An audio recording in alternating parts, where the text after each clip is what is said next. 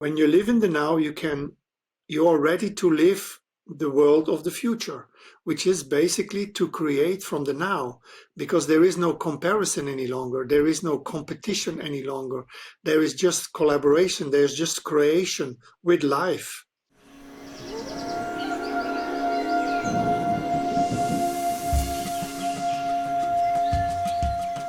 Welcome to Green Planet, Blue Planet podcast. I am excited. I'm here today with Rudy de Waele. Welcome, Rudy. Welcome, and hi, Julian. Yeah, I'm excited for this conversation. You and I have a lot in common. We noticed when we first connected, and there's a lot in our interbeing in the space for, co-creating a powerfully positive future on planet Earth. And I'd love to right off the bat start with, your take on, we're recording this at the beginning of 2023. What do you reckon, Rudy, is most required for people at this point in time? What is most required to, master and create on planet Earth in a way that is actually in alignment with source, with nature, with our highest potential? Wow, it's a very good question to open. Listen, I've been working all my life in innovation and different areas, from basically music industry, fashion industry, event industry, art and culture, towards technology since the mid-90s. And then in technology, first with internet, then mobile. I did Singularity University in 2010 or 11.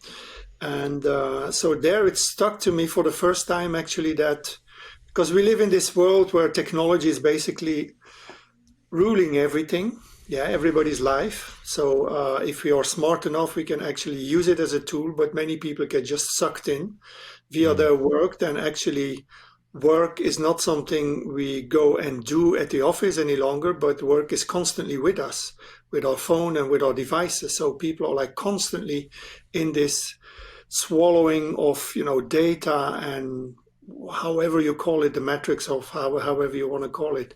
So, and I mean, working in innovation always requires to understand the different layers of society, the different layers of actually what is happening on a larger scale, and then also be able to, connect the dots and look at the trends, what's going to be like the next trend moving forward.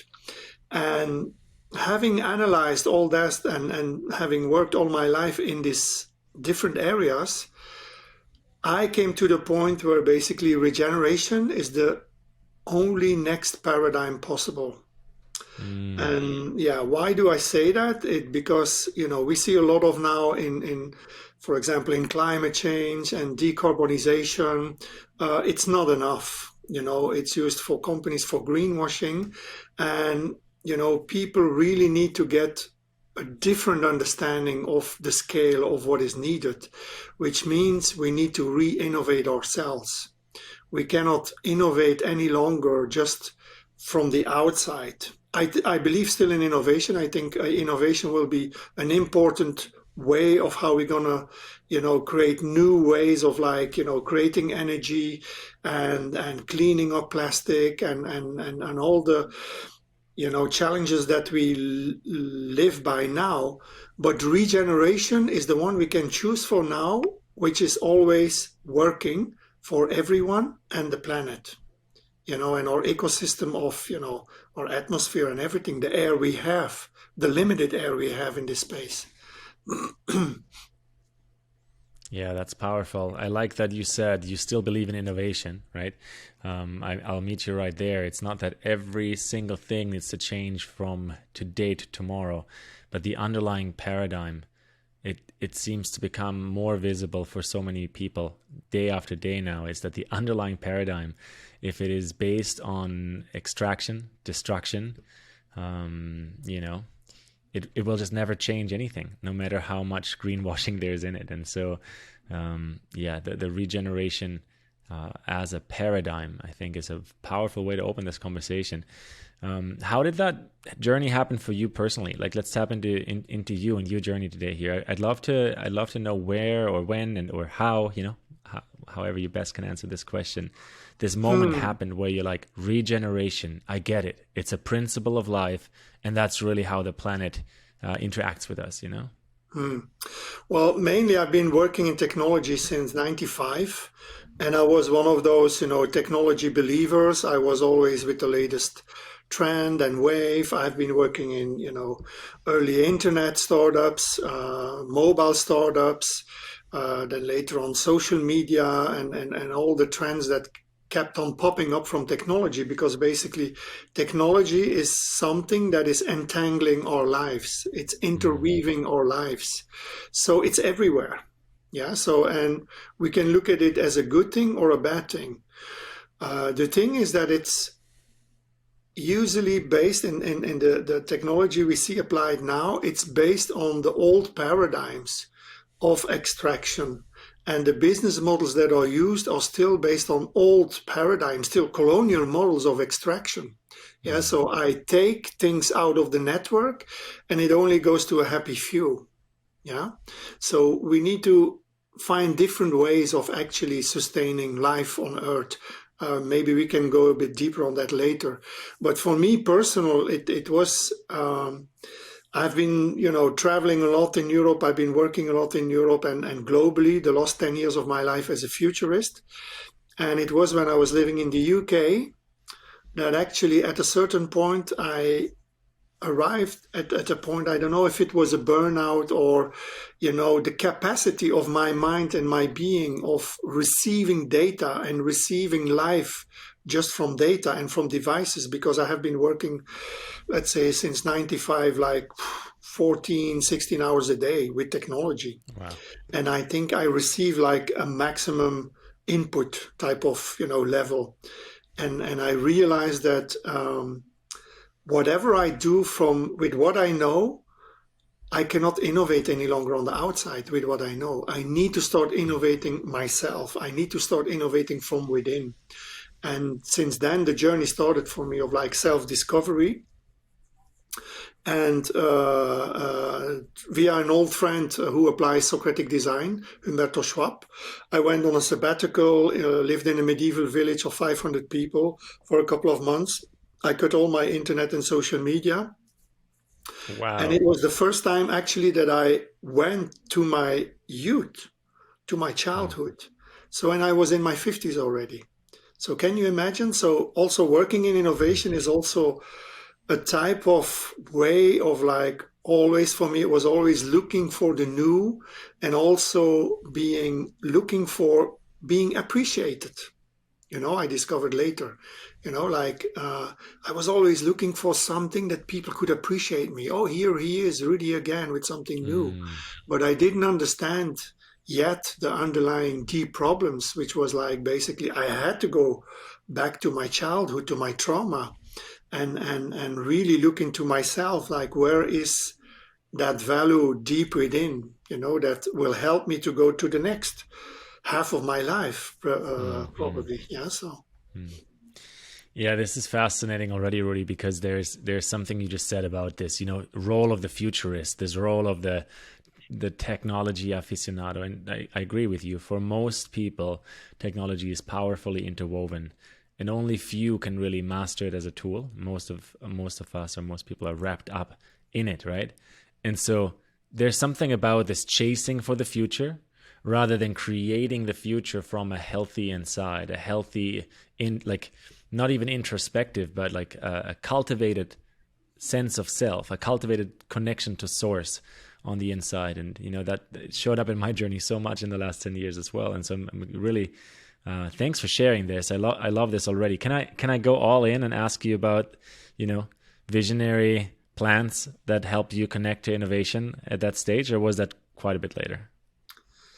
Sure, you can go all the way in. I'm very open to that. And also my journey is a journey hopefully for others to inspire.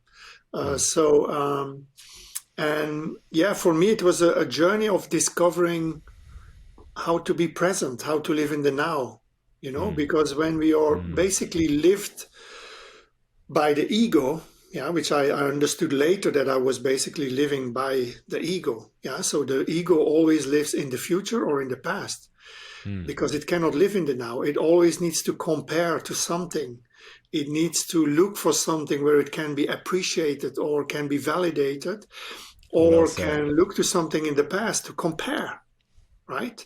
So, and once you understand that, then you can actually dissociate from your ego or take a distance from your ego. It is you in any case, it is part of you. So, it's something to embrace.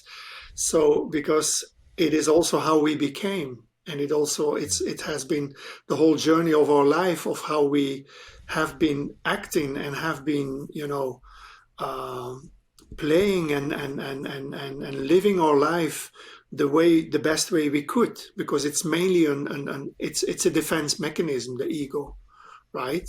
So, and once we understand all those layers, we can literally move forward and live in the now without any comparison, which means also that when you live in the now, you are ready to live the world of the future, which is basically to create from the now, because there is no comparison any longer. There is no competition any longer. There is just collaboration. There's just creation with life. And so that's why, it's such a beautiful journey, because it's infinite. We always think like, yeah, but a lot of people, when I talk to them, yeah, but you want to go back to just local and live in a community and all that. No, I don't want that. I truly believe that we can also recode technology for the best way possible that it can serve to life. Yeah, because technology is also created through us. So it is a kind of expansion of the earth consciousness, right? It's part of us. I mean, the minerals that are used in our phone or to make the phone are part of the earth. So these are all creatures of the earth. So it is something to work with, I say.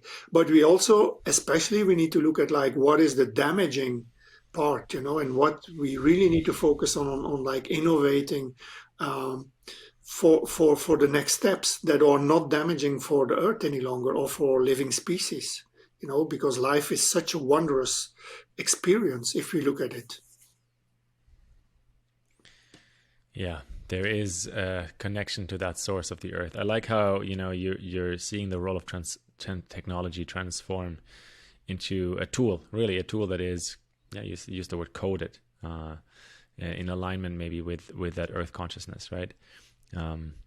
But I also have to say that there is something about a specific signal when you said from the ego, I'd say when we kind of go into this projection of the planet, where I feel that specific signal, and it's a lot of mainstream culture, it only has the direction of self-destruction. No, I mean, we're seeing it over and over, predicted since decades. Watch out, we're going to destroy. Watch out, we're going to destroy. And I think that there's a truth in it, that as long as people operate from that level of ego, as long as we operate from that, from that picture of the incoming doom, the consequence will be destruction. And as soon as we flip the perspective of how we perceive reality, and you said it so beautifully earlier, we move into the now, where we are actually receiving this signal, this impulse from the planet. That, for me, that's regeneration. That's the impulse of life force that happens in the now moment. Then something else becomes possible. Totally, yeah. So the ego is also, if you look at what is happening around us, the ego is fear-based, right? So a lot of what we see around us is fear-based, so the messages we receive in the news, the people, the authoritarians, like that are putting their control systems, they are all fear-based. Yeah. So, and we have always in the whole history of humanity, we have seen both tendencies, the humanists who believe in life, who believe in love, who believe in the potential of humanity. And then we have seen other people who believe in, fear and control, and they need to control, or they think they need to control things in order to move forward.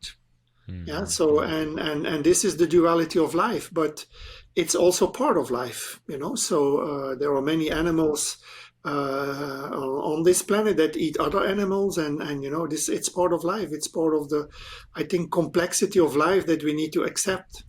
So, and instead of fighting the other, or what we see a lot is like, we are fighting each other. The left fights the right, and there's more and more polarization going on, and I'm right and you're wrong, and all these dualistic tendencies are actually ways for us to overcome, or ways for us to accept that they are both part of humanity. We all have beauty and ugliness in us somehow. But it's up to us also to find that beauty, and to be able to create beauty and to leave beauty behind. And if you look at history and culture, every great society have left a lot of beauty behind us. Yeah. But also we don't know how that beauty came to be. So it was often also through slavery, and just because of the vision of one person or maybe a small group, that a lot of other people contributed to that, but we don't always know under which system, that was created. So within every piece of beauty, there is also that dualism of life that is anchored inside in it, and we see that also a lot in art and the expression of art. Yeah, this sounds like you really deeply, leaned into the learnings. And I want to take it back to your journey and that medieval village when you turned off all your tech for maybe the first time ever. So can you tell us just a little bit about what happened? Like, it sounds like that other signal, that nature signal, was like booting up in your system. Is that fair to say? Yeah, totally. The first thing is that I have been living in cities since I was raised in a rural village, 5,000 people, in the north of Belgium, in Flanders, in between Ghent and Bruges. And then since my 18 years old, I moved to cities, and then I have always lived in cities, until, my mid-50s, basically. And so going back to a medieval village and through nature, and specifically there was this river there, where all the water from the mountains of the Pyrenees, came flowing back in the spring. And that river was that point of, reflection for me, and also of like anchor, because one part of Socratic design was actually to go back into my youth. So Socratic design is basically going back into all, looking into all your belief systems, your assumptions, your addictive systems, your traumas, and trying to see, clear in that, and also understand what happened in that space, and also start to take the role of the observer instead of like the role of the victim that you have been associated with as a child. Yeah. And that is a major difference also. That was a major breakthrough. Since then, I have been doing a lot of different things, from Tony Robbins to Abraham Hicks, to doing lots of retreats and following Indian masters also. It's all about finding that space within, like finding that connection within. And sometimes that journey can be very painful, because we have to go back through, what makes us feel a certain way, when we are in relationships, when we get triggered, and we feel that anger, and we don't really understand where is that anger coming from, until we go deep into our own, traumas from childhood and what happened in childhood, and are able to recognize what happened there. And so usually it's something maybe not very important that happened. It can be a little thing, but that took such a big thing inside our own heads, because we weren't able to communicate about it with somebody else. And it became such an elephant in the room of our own head. And so it can be a series of these events like that we have been living from early childhood that we remember, and we always refer back to those memories when we go back to them, until we learn how to embrace them, until we learn also how to be compassionate with ourselves, until we learn how to be compassionate with our parents and forgive them also, because they were basically operating from the system as they know the best at that time. Yeah. Yeah, big time. So and even beyond that, there is also ancestral, trauma that can have been given through, from our grandmothers and grandparents and great grandmothers and great parents, that we carry wounds sometimes from the war, that we don't know where is this coming from, but it has been carried through in a genetic level. Epigenetics is now on a scientific level showing that all this is actually true. Very And much this is true, also yeah. a field that I found very interesting, that from a quantum level or quantum physics level and then spiritual level, we are basically now coming to the same conclusions, that it's all energy. Yeah, and what we carry within and what we vibrate towards others and life is energy, and that can be positive energy or negative energy. So, and this is, I base a lot of my personal healings and personal journeys and things that I share with others in our projects is based on that. Yeah, fascinating, because you were sharing about yourself at the very beginning. You're a futurist, right? And so what a different future becomes possible when we're on one of those journeys, when we're on a journey where we encounter that. And many of us, I'm on one of those journeys myself, and many of us had to also learn, maybe through the ego first and through the world of technology and maybe the illusion of technology. And then at some point, you wake up, we wake up, I wake up, and in that process, like, I think one of the most delicious things is that knowing that it's never done. It's not that there's like this end point where, like, you know what, Rudy, I get it because I've done it, I've been there. That kind of becomes obsolete because it doesn't really exist anymore. And it's a lot of people in my business interactions, in my coaching interactions, come to me with this fear of the unknown, fear of the uncertainty. And I kind of always have to chuckle a little bit because I don't know either. I don't have any of the answers. And I think uncertainty, it's just going to always be there. And so at some point, I think the soul starts to laugh about that, because that's one of the ironies of life, is that, if we're stuck in the ego, we will feel very, very, very fearful about all this. And you said it so brilliantly. I want to loop back into this question I already asked, and you shared quite a bit, but then we kind of dovetailed around maybe some more specifics. So I want to ask again about like visionary plants and their role in this journey, because I'll insert in my own opinion. I don't believe everyone needs to be in contact with plants, but I know that for a lot of people this is very relevant at the moment, and I know that you and I both are called to steward and facilitate the space for that. And so what do you think, Rudy? What is your opinion on the role of plants and the role of plants in the awakening of human consciousness to this earth impulse, this source impulse? Oh, well, so I think it's part of nature, and it's part of like the different dimensions that we can access through plants, the different dimensions of humanity, of earth consciousness, or however we want to call it, and it's through plants. So my journey started when I was 16 in actually my village where we used to live. We had magic mushrooms. Yeah, so, and we knew already that with our friends, and regularly we were, eating magic mushrooms, we were making cakes, and we had a lot of fun with that, and it was an entire discovery because it just like opened the mind. So for me, on a very young age, I was already like very enlightened, let's say. And that also helped me always through my journey to I think always look for the new and interact with the new and work in the field of like bridging what is out there, what is coming, because I could feel it, I could sense it, I could see it, and then bridge that towards like what is actually here. So, but only later than in my 50s, I got in touch with ayahuasca.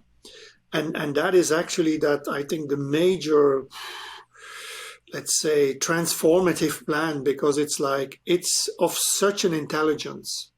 Yeah, when we are on an ayahuasca journey, we understand the intelligence of nature. We understand the intelligence of plants. This is not about psychedelics, or this is not about drugs.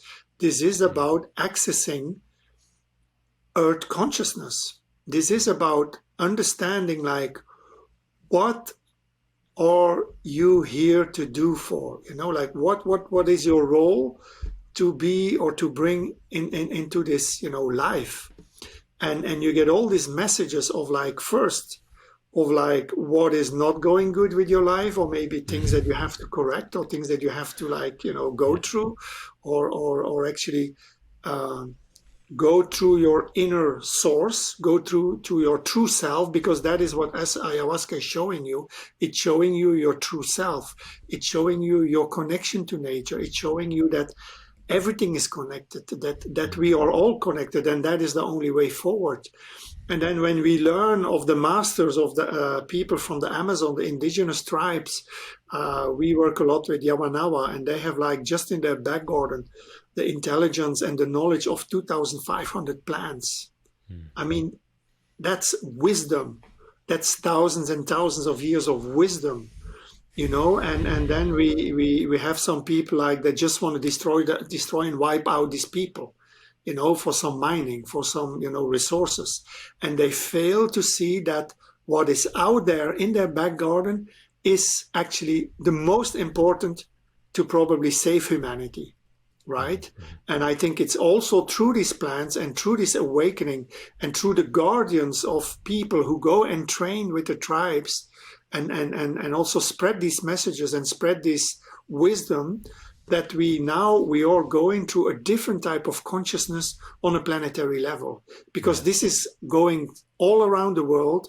There are so many people having access to that now, even in governments and corporate leaders that I know stories of. And so this is also helping to actually transcend, what we need to transcend and what we need to wake up to, because the story that we are in has been a story based on fear. So all the models that we are in, even the scientific models, are based on control. Yeah. Everything is based on, I need to know in order to understand, to move forward. And I'm not against science. Yeah. So I think a lot of great things also have gone through science. So when I get an accident and I need, like, get an emergency in the hospital and get, surgery or whatever, well, I know it's through science that they're going to save my life. Yeah. It's also through science sometimes that we can extend life, and also that healthcare is getting a lot better, and that we can understand the universe also better. And there's so many great things also of comfort that we have, and discover in how we can heat our houses and whatever. And green energy is all a result of that. But it is based on rational, it is based on fear, it is based on, I need to control in order to move forward. And our educational system is all about that. We learn basically to control. And it's a very dogmatic system, because you go into a system, you have to perform, and you have to know the answer. So you need to study basically to get a yes or a no. Yeah. You're right, you're wrong. So, and our whole system is all about you're right, you're wrong, you're right, you're wrong. And now we are questioning why people are constantly in the right or the wrong mode, right? Because we have been trained like that.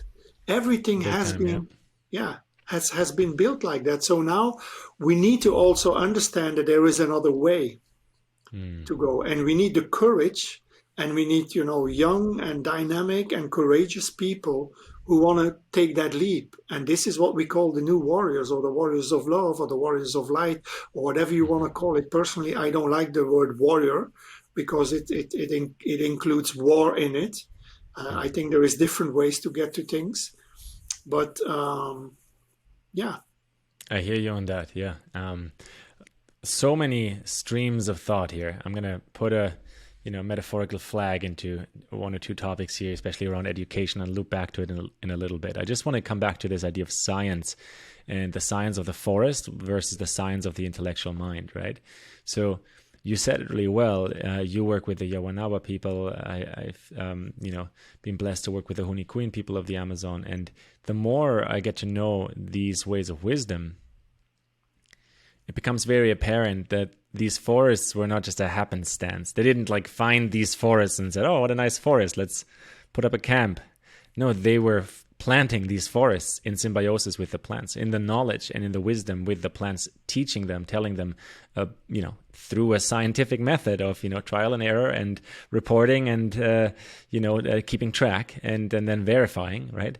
That this is a level of healing, a power of healing that humans have access to. And I think this is part of our multidimensionality, is kind of where this intellectual meets this very intuitive or heart and gut intelligence. And so it seems to me, Rudy, and I'm curious about your opinion there, that those of our human family that can, master both of these sides of the hemispheres, the Western scientific approach, which has its place, and some of it is brilliant, and we can call it Eastern or ancient, or original or indigenous way of logic. Those of us that can master both of those ways and can within ourselves kind of bring them into harmony and understand that they don't have to compete.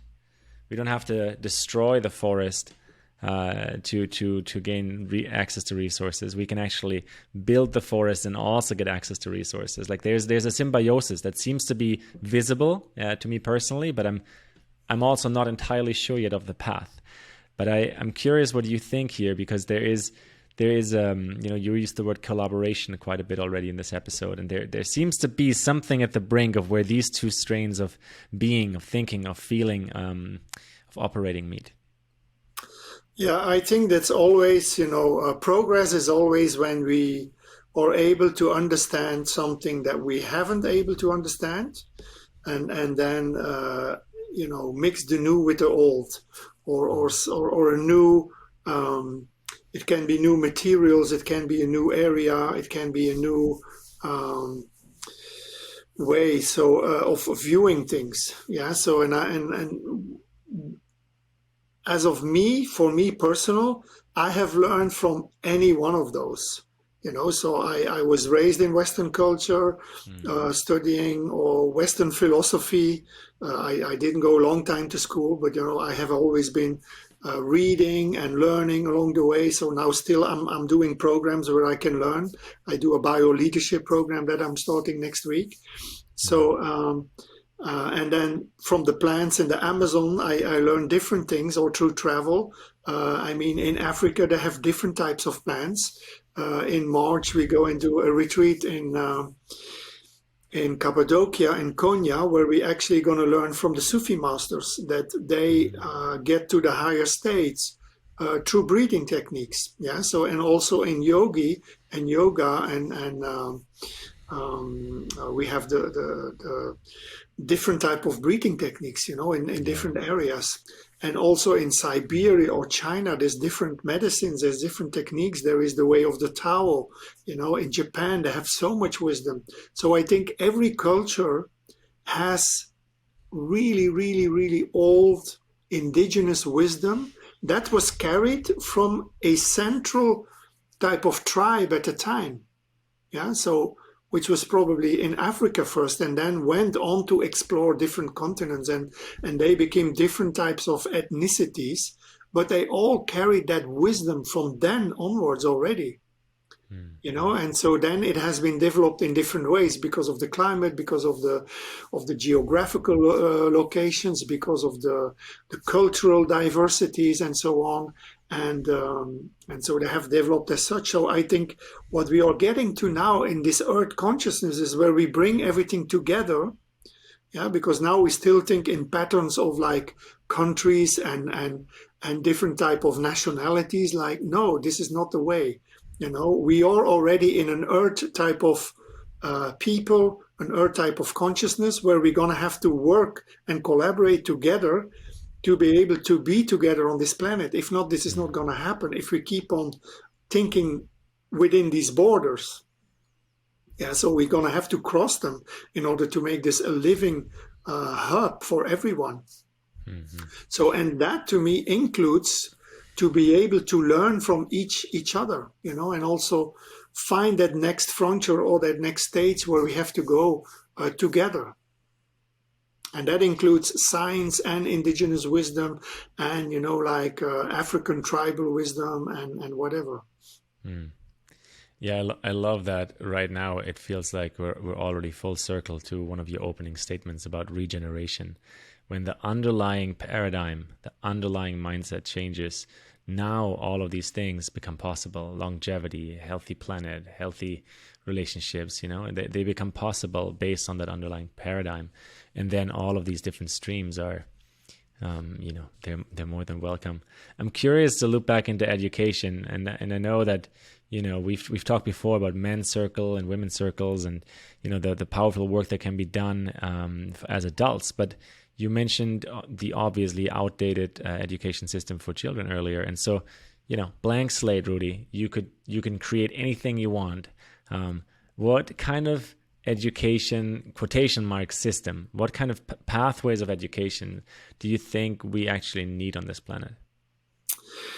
Well, I don't have the fully answer on that. I'm not an expert in education, but what I know is that, for example, we have been raised focusing nearly entirely on the mind, on like acquiring knowledge. And in the Western societies, everything is based on acquiring knowledge. The more you know, the higher you can climb on the ladder, the pyramidal structure. Yeah, so that's the whole world of consulting, and everything is based on that basically. And so the scarcer that knowledge, or the less people that will be there that know that knowledge, the more money you can make. Yeah, so that's basically the whole system. So, but I believe that we need to, and that's also the work we do, we need to come to something that is entirely also, working for the mind, working for the body, working for the heart, and working for the soul. Because it's these four elements that basically create our internal compass, which we call intuition, that can lead us also in the right way towards the future. But a lot of people now, especially in men's groups and all that they come to me and like, yeah, my intuition is this or that. And then I start inquiring deeper. And that intuition that they have is only an intuition from the mind. Yeah, it is entirely, it's not connected to their body, it's not connected to the heart, it's not connected to the soul. So that's what, it's what I do not call intuition. That's just the intuition of the mind, or just an idea, or some insight we have, yeah. Because intuition is the sensors of our body, and when we work with body and embodiment, we know that our body is such an intelligent system of sensors. And I mean, we have our mind, we have our heart, which is an organ and which is an intelligent system, and we have our organs, which is another intelligent system. Yeah, and when these three are connected, we can basically also then access the soul, yeah, which is the deeper layer of who we really are.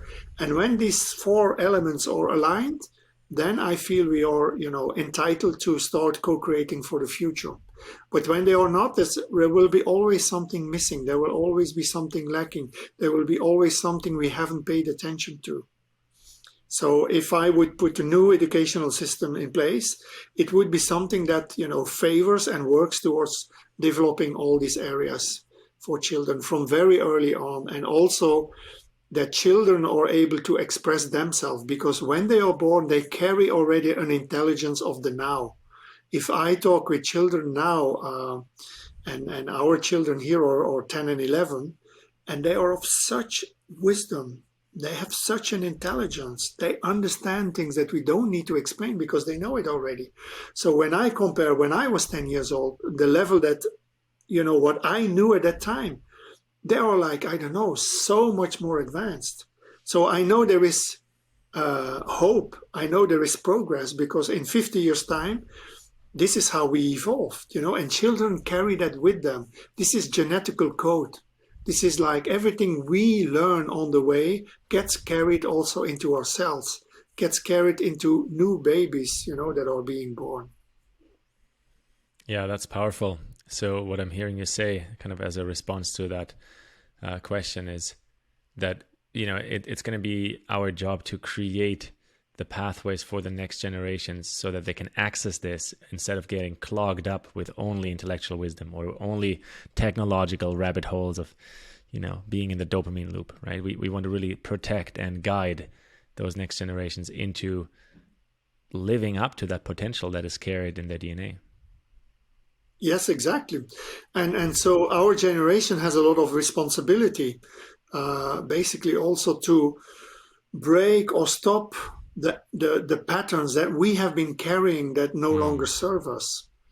So I have been carrying a lot of paternalistic, ego-driven habits with me throughout my life, and that I decided I want to break them, because they are not serving humanity any longer.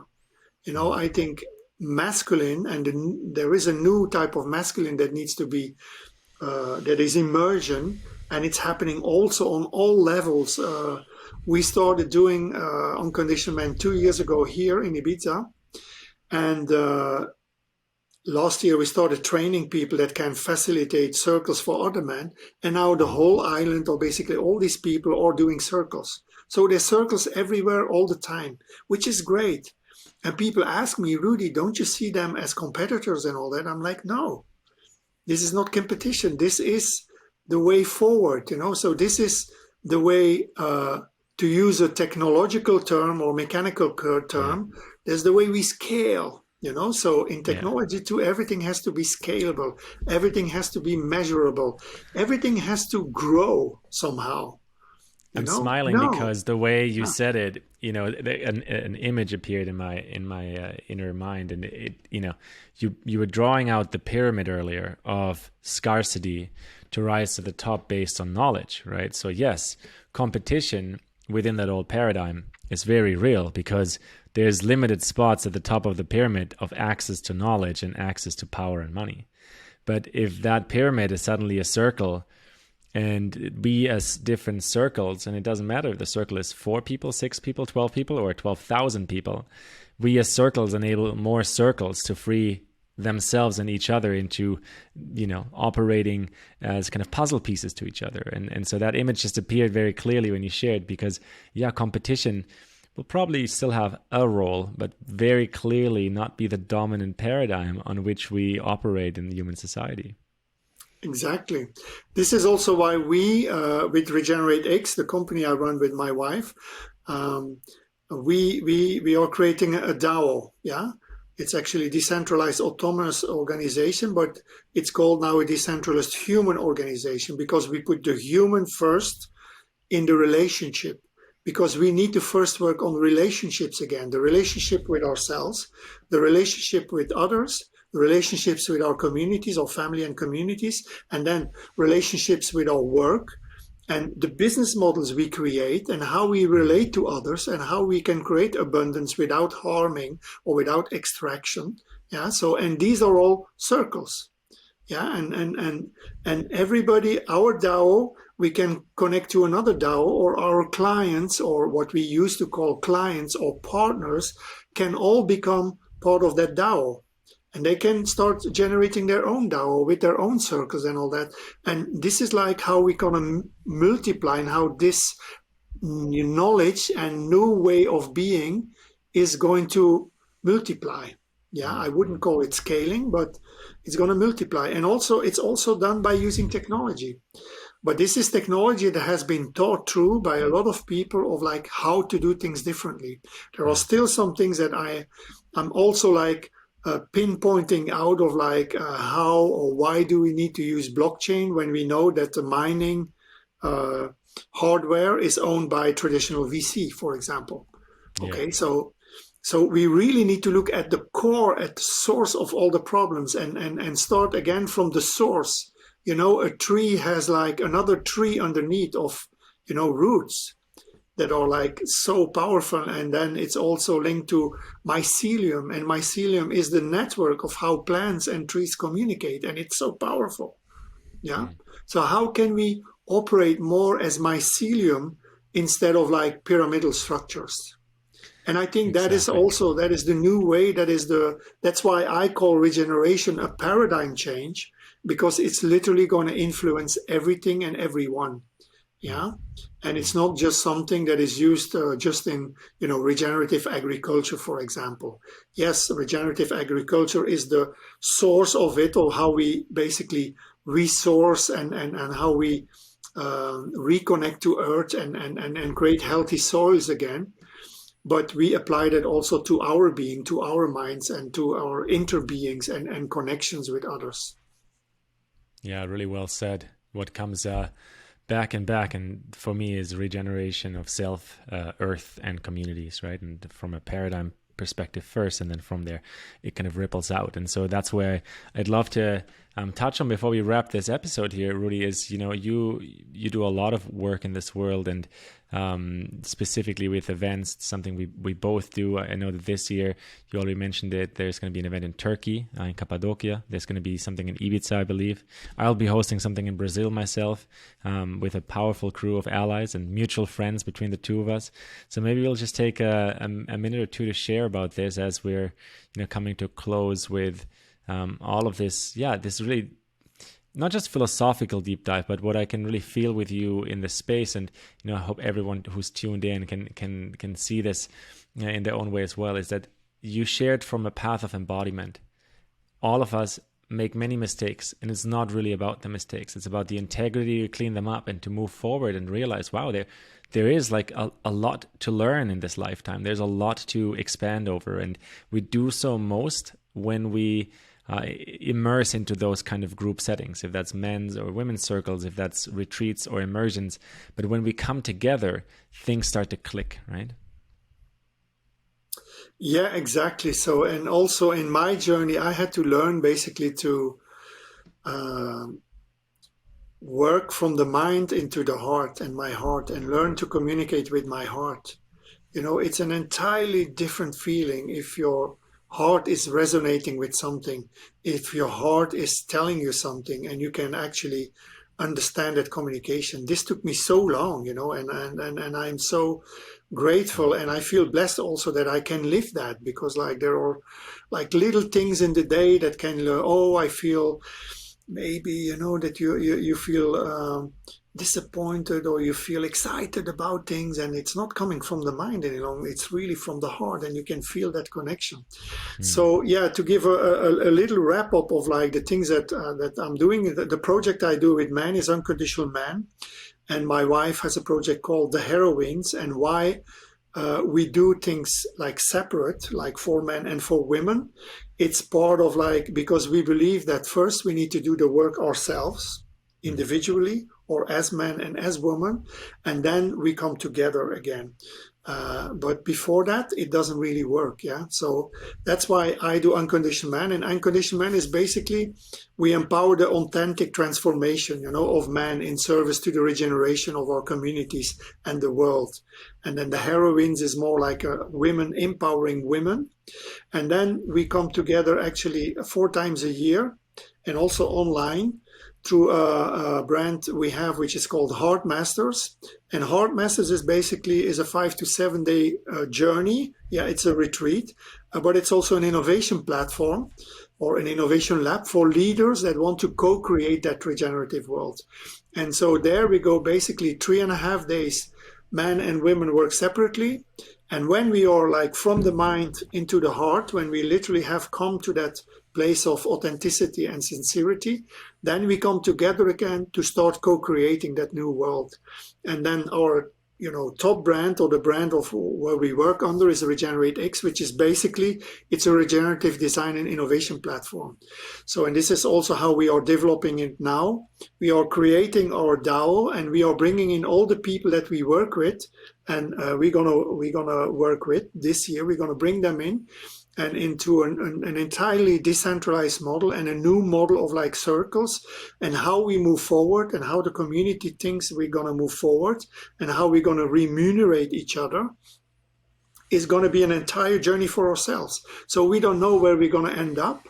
And that's actually the best part, because we know that the unknown is out there. We don't know what's going to happen. One thing we are sure of is that the old structures of control and structure and whatever, and fear and everything we try to hold on, are crumbling in front of our eyes. We can see it everywhere, and there's going to be more and more about it. And hopefully it's not going to have, a lot of, negative effects and not costing a lot of lives, and also, the climate and the wars that are going on.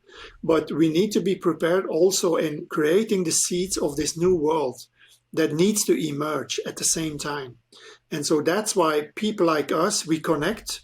I don't know how we connected. I think we connected on LinkedIn or something, so it's someone introduced us, really. Someone said, you two should talk. And we were both like, well, let's do it. And then we realized we have a whole tribe of mutual friends. Yes, exactly. And the streams of intelligence and consciousness behind that, they're just, I think, people on the journey like you and like myself, at some point you surrender to that. You realize that is actually true. It's important. It's real. It's a direct line. You learn to listen to that rather than resist it. And then beauty starts to emerge from there, right? Exactly. And so that's also, you can say this, the algorithm brought us together. A lot of people also in the regenerative field, they were a bit like, technology this, technology that. Mm-hmm. But it's again a reaction against something. Yeah. So, but let's look at okay, what is really good at things? And if they are not good, what can we change, or how do we need to change it in order to move forward to create beauty? And to me, technology has created a lot of beautiful things in my life. I'm able to talk to you here from my laptop, with an internet connection with technology that costs less than €1,000, and connect to the entire world to do my work and be independent and free. And make money with it. I mean, what type of abundance is that we have created? So, and let's look at the positive things, and let's look at what can we do and what do we need and how can we create things better? Because there's so much more that we can create once we can access also this higher being, or once we can access this higher self, or I always say, and try to think in the morning and try to be Rudy, what is the best version you can be today? Yeah. What are the elements that you can bring today to make this world a better place? Yeah. And I work a lot with manifestation. I envision. So I dream. Yeah. I use my mind also to imagine, because I think a lot of people don't do that any longer. Our mind is an amazing tool to imagine things, to imagine music, to imagine art. And now so many people are criticizing AI and ChatGPT, but look at the art that is created with AI. It's an entirely new dimension. And it's not just the AI that has created it. It's the interaction with the human that made it as such. We tend to forget that. So it's an entire other dimension that is opened up to us of whoa, this is okay, another expressionism or impressionist or surrealistic movement. No, this is an entire new movement of creation that is emerging. And the same is going to happen with poetry and with, writing and all that. And then, yes, we can look at work, because what is work doing? What is automation doing? Basically, technology is taking out all the routine work that humans used to do. Mm-hmm. And that is an amazing thing. You know why? Because we shouldn't be doing these things. Yeah. Humans should spend their time in creating life, in creating beauty, in creating art, in creating music. That's what we are here for. Yeah, true. We are not here to go and work in a routine job and do, all the 8 hours a day, the same things. Yeah. And then some people think it's creative or whatever. Yeah. So it is very limited in the box. Yeah, there's a reason why many people call that in the box or the matrix. Yeah. Exactly. Yeah, but how can you get out of the box if the box itself is the box, if the thinking is the box? Mm-hmm. Yeah, I think we gave some really beautiful access points to those portals of how you get out. Right? You mentioned it earlier it's about developing that inner space, that connection to both heart, body, mind, soul. And I think there's a lot in this topic of AI and the future of humanity in a healthy integration of technology that I'm super open to have a future dialogue with you about, because it kind of feels like it's on the brink right here. Let's do that. Let's meet another time and see where that conversation takes us. I think there's a few things to to be a really clear no to when it comes to technology. And then there's a few things where to really see the positive side, as you're saying, and really understand that every tool, just like the knife or a rock, can be used for positive or negative, right? And so it isn't as simple as just saying blanket statement, this is a bad thing, or blanket statement, this is a good thing. Let's all follow Elon Musk, because why not? I think there's quite a bit of nuance in there, and I loved how you guided us into this topic, Rudy. Before we wrap for today, though, is there anything else you would love to bring people's attention to? Anything you'd love to shout out? Any person, any place, any future thing that's happening? Yeah, so if you want to follow our activities, we have a newsletter, RegenerateX. It's regeneratex.co, where you can find all the information. Our new website is going on. I think it's going to be released one of these days. So where all the information is about our activities. So we have our next retreat coming up in Cappadocia and Konya in Turkey, which is March 1 to 8. Then there's a one in Ibiza, May 13 to May 20th. And then we have one in Bodrum in September. And we're also working on a conference on regeneration and Web3 and regenerative finance in October in Ibiza. So, and we also have an online community where we do our things. And then Unconditional Men and the Heroines have their own activities where we actually work online and in Ibiza with circles and gatherings of women and men together. So, yeah, I think, I can keep talking with you, Julian. You also have such a good question. So I'm happy to join again in a couple of months or whenever to talk more or dive deep into the AI and technology. And have you heard about emergentism? Emergentism. I mean, I've heard about emergence, but not about emergentism. No, and metamodernism.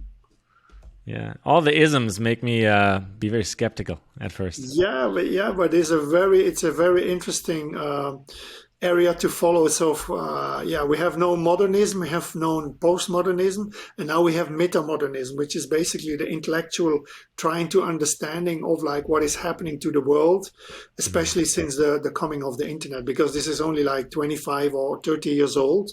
And so much is happening to humanity because everything becomes more transparent. People start to understand it. So like the power cannot keep its secrets any longer because we know, and then the humanity knows, and that's how we evolve also. So there's a lot of brilliant writers, brilliant thinkers that are in that space. And it's called metamodernism. And one of the books is Emergentism. I forgot the author's name now. I can look it up if you want and send it to you, but it's a book to read because it talks about all the things that we have been talking about here in a very clear way. Emergentism, a religion of complexity. Is that the book? That's the book, exactly. Brandon Graham Dempsey. Yeah. Exactly, yeah. A book to read and to recommend to your readers for sure. Well, I'm on it right now already. I opened it. Well, this has been fascinating to say the least. And sometimes sometimes I wish there was no time limit on these episodes. Well, there isn't really. So we'll meet again, Rudy. This is sure. If you love this episode, do let us know, and then we'll meet sooner rather than later. For now, make sure to check out RegenerateX.co. All of Rudy's work is connected and linked out through there. And thank you so much again, Rudy, for being on Green Planet, Blue Planet. Thank you. Yeah, and for Unconditional Man, it's unconditionalman.com. And I will look forward to the podcast also and to share it with our network. And I hope we can sit together in a circle or ceremony in Brazil sometime or in Europe when you come to